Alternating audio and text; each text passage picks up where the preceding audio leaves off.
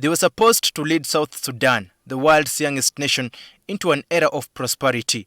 But President Salva Kiir and Riek Machar, who until 11th September 2025 was the first vice president of South Sudan, have fallen out yet again. I know. They always do that. Their disagreement escalated in March 2025 when the Kiir-led government put Machar under house arrest for allegedly attempting to stir a rebellion. He has remained under house arrest to date, but Machar is troubled even more after government charged him with treason, murder, conspiracy, terrorism, destruction of public property and military assets, and crimes against humanity. If peace is to come to our people, we must work together with President Salva.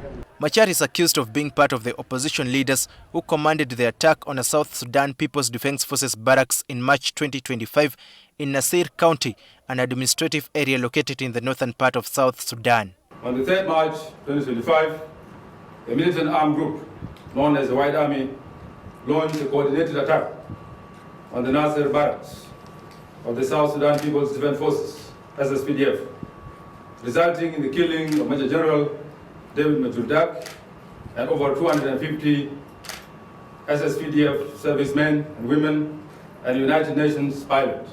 On top of the charges, President Salva Kiir suspended Riek Machar from his position as the first vice president of South Sudan. Now, his party, the Sudan People's Liberation Movement in opposition, has said his suspension from the Transitional Government of National Unity is a grave violation, which effectively brings the implementation of the political and security provisions of the 2018 Revitalised Agreement on the Resolution of the Conflict in the Republic of South Sudan to a complete stop. I have not violated any provisions of the agreement. It is the government that has violated the agreement.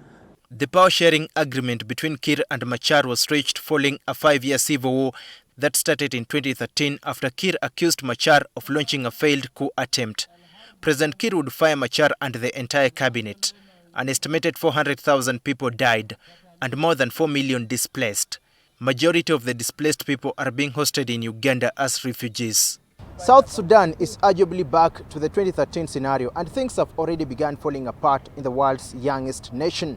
In fact, the Riek Machar-led Sudan People's Liberation Movement in opposition has warned the legitimacy of the Government of National Unity has ended and that it shall work to effect in the Republic of South Sudan a regime change. The international community has repeatedly called for Machar's release, warning his detention could tip the country back into civil war. Daniel Kibet, NTV.